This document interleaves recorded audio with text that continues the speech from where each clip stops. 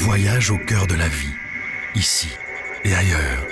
Space, en partenariat avec l'Agence spatiale européenne. Nous sommes plus de 7 milliards d'habitants sur Terre, sur une planète de plus en plus exploitée et malmenée pour satisfaire à tous nos besoins en énergie, en minerais, en produits agricoles, en habitation et même en transport. Cette Terre a un environnement qu'il faut protéger dans sa globalité. Pour protéger, il faut surveiller, faire connaître, analyser et finalement, il faut informer. Ces 300 dernières années, les informations que les gens collectaient sur leur environnement local nous suffisaient.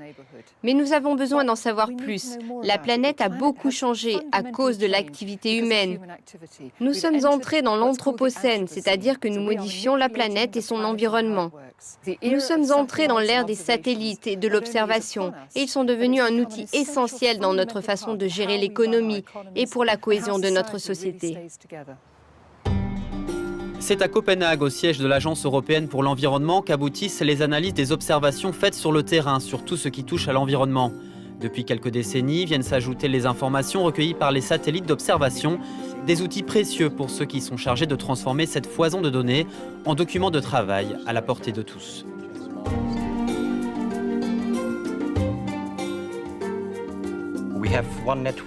Nous avons un réseau qui est spécialisé dans la collecte d'informations sur l'environnement. Nous mesurons la qualité de l'air, de l'eau sur le terrain, nous les rassemblons en s'assurant que les données sont de qualité, comparables et utiles pour être croisées avec les images satellites. Voilà le rôle spécifique de l'Agence européenne pour l'environnement. Ce rôle centralisateur de l'Agence européenne pour l'environnement permet de remplir une mission dont les axes se définissent par deux mots, global et environnement.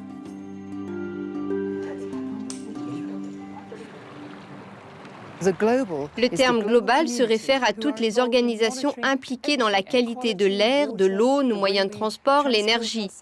Ensuite, l'environnement, c'est un grand mot. Il ne s'agit pas seulement des plantes qui nous entourent, c'est notre mode de vie urbain. Comment nous recyclons nos matériaux, où nous les trouvons. C'est pour cela que la surveillance globale est si importante.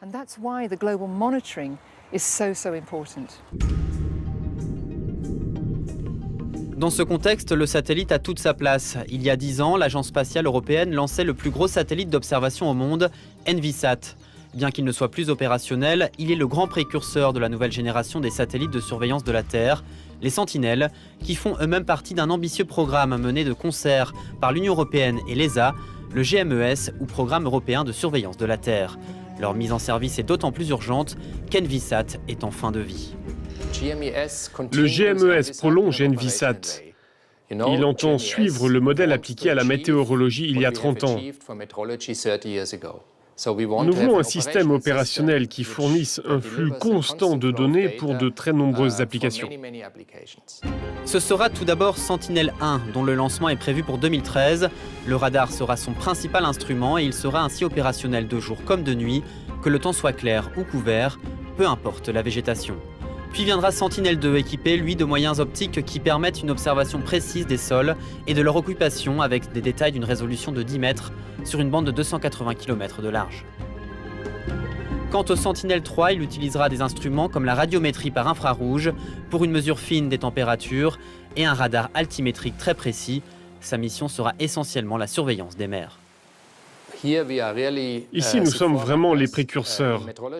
Dans le domaine de la météorologie, nous suivions les Américains, mais avec le GMES, nous sommes numéro 1.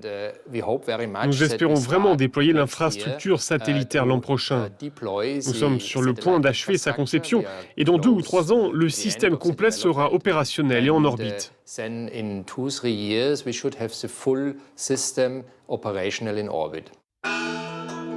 Les apports du programme GMES concernent tous les domaines de l'activité humaine. Les transports, par exemple, avec une connaissance approfondie des routes maritimes et de leurs variations saisonnières, ou encore l'évolution globale de la végétation ou des cultures dans une zone géographique donnée. C'est aussi une source d'information qui permet de suivre et tenter de comprendre le changement climatique en cours.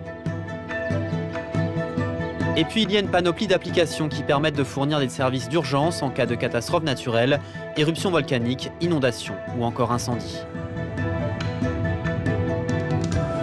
Au siège de la protection civile italienne à Rome, on connaît bien le GMES. En fait, son infrastructure est déjà en place depuis quelques années avec d'autres satellites, mais les sentinelles, entièrement dédiées au GMES, seront le point d'orgue du réseau européen de surveillance.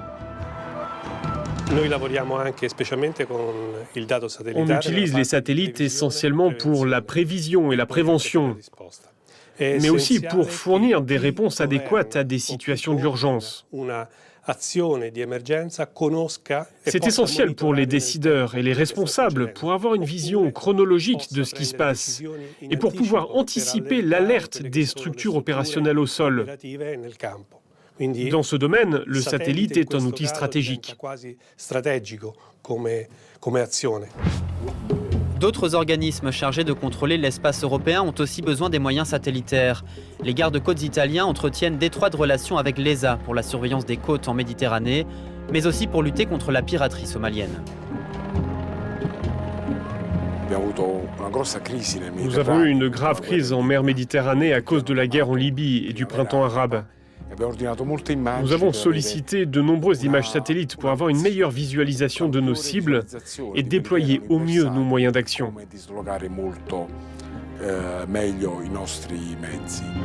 Une actualité récente est venue mettre en exergue la nécessité d'avoir une vision globale de la situation pour intervenir dans ce type de crise. Pendant la crise libyenne et les premiers mois de 2011, plus de 30 000 migrants ont débarqué sur les côtes italiennes. Pendant toute cette période, nous avons eu besoin d'estimer et de contrôler les bateaux quittant les côtes libyennes.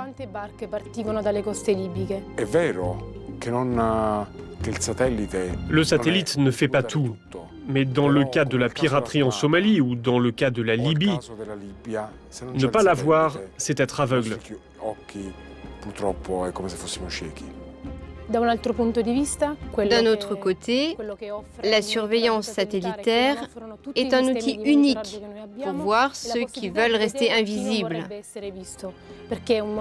C'est une bonne arme contre les activités illégitimes et illégales. La pêche raisonnée et la police des mers constituent une autre des activités privilégiées par les yeux de l'espace, car la frontière entre la sécurité et la préservation de l'environnement est souvent infime.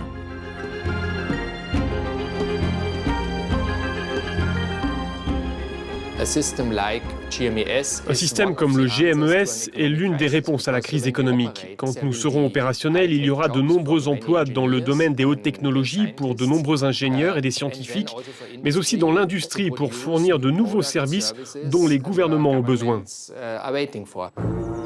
Un Zeppelin glisse dans le ciel. Nous sommes sur le bord du lac de Constance à Friedrichshafen, un des berceaux de l'industrie aérospatiale allemande.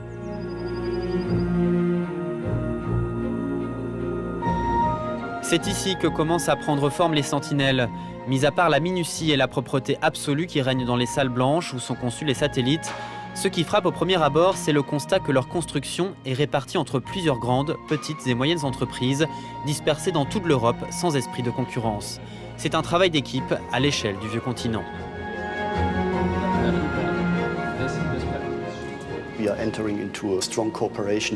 Pour réaliser ces missions satellites complexes, nous travaillons en coopération. On fait principalement appel aux grandes entreprises pour ces gros satellites, mais il y a beaucoup de sous-traitants dans les États membres qui contribuent à ce défi technologique par la construction de diverses pièces.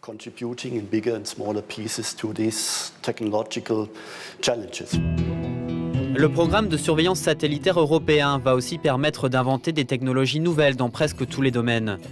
C'est aussi une source non négligeable de création d'emplois hautement qualifiés et l'occasion de prendre la tête dans la course aux innovations spatiales. C'est surtout au niveau des services fournis par le satellite que des emplois vont être créés.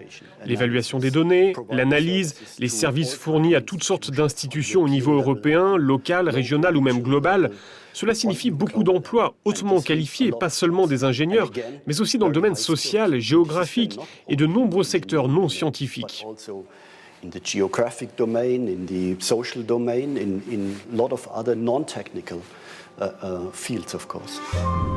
Les sentinelles 4 et 5 ne sont pas des satellites, mais des instruments embarqués sur des satellites météorologiques du consortium EUMETSAT, qui fait lui aussi partie du programme GMES. Ces instruments seront principalement destinés à la détection et à l'analyse de toutes les formes de pollution atmosphérique. Mais le GMES connaît malheureusement des zones de turbulence. Nous avons besoin du budget opérationnel pour commencer les opérations à partir de 2014. Et là, nous avons toujours un problème. Pour des raisons tactiques, la Commission européenne a proposé un financement extra-budgétaire.